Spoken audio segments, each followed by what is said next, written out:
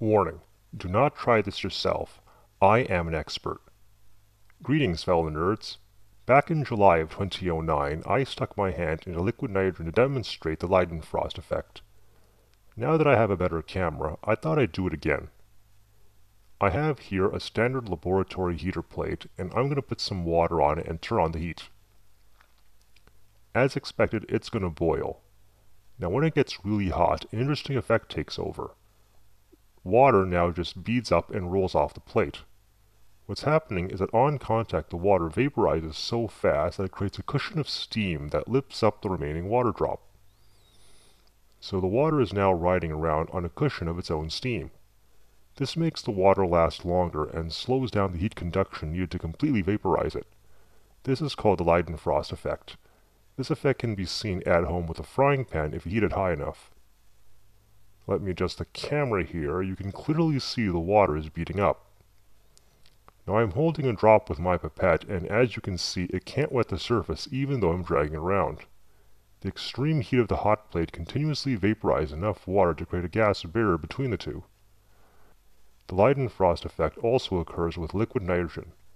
As you can see here, the liquid nitrogen skirts away as I pour it on the floor without actually soaking into the floor.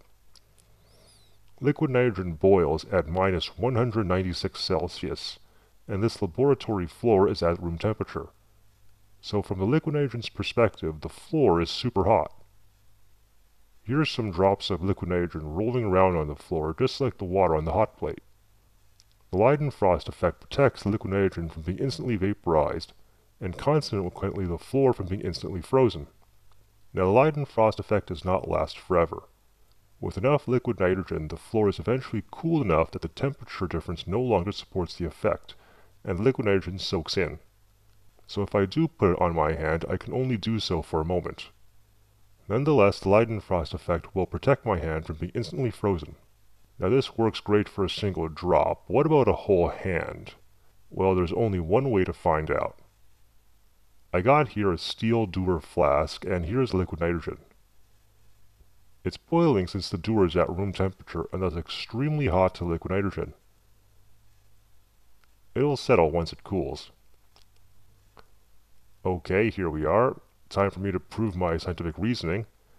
Even though I've done this before, I still get nervous. Okay, ready? 3, 2, 1.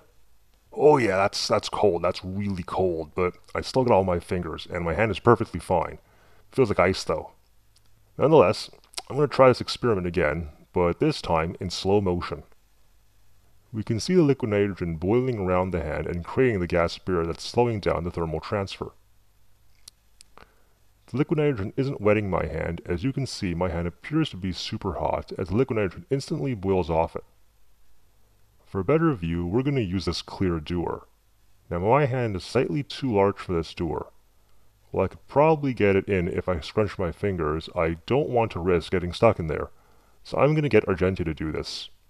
Here she goes. 3, 2, 1. You can clearly see liquid nitrogen boiling off her hand and forming the gas barrier that's protecting her from being frostbitten. From this angle, it looks like a force field is preventing the liquid nitrogen from touching her. Once again, do not try this yourself. And there you go. That was liquid nitrogen and the Leidenfrost effect. Thanks for watching. Please subscribe, rate, and comment. Here are a few extra takes we filmed while trying to make this video.